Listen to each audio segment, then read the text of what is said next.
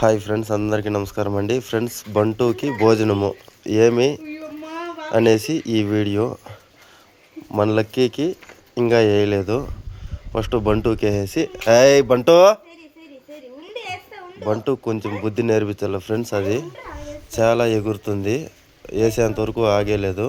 మన లక్కీ అలా కాదు, వేసేంతవరకు ఏం ముట్టలేదు. కొంచెం బుద్ధి నేర్పించాలి. వీధికి ఒక కదా, అది సడన్గా వచ్చింది.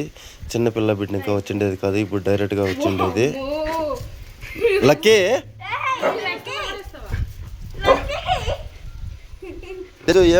ఏమ్మా స్పెషల్ దానికి బంటూకి వాన్ చేస్తాను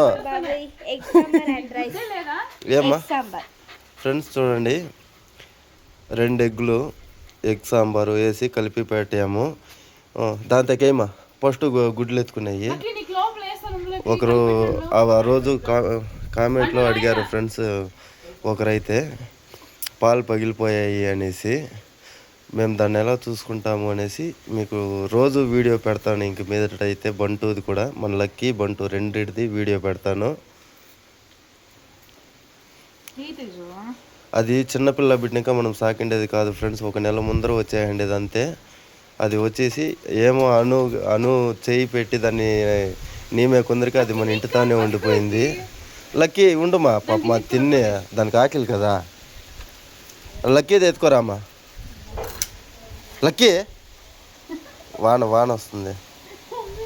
చూశారు కదా ఫ్రెండ్స్, మన బంటూకి అయితే భోజనముకి ఒక గిన్నె కూడా పెట్టేశాము. లక్షణంగా తింటుంది.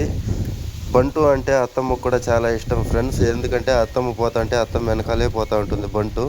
అంత విశ్వాసంగా ఉంటుంది. లక్కీ ఓ పక్క, బంటు ఓ పక్క, రెండు సైడ్ పోతాయి. చూడ్డానికి చాలా బాగుంటుంది. అప్పుడు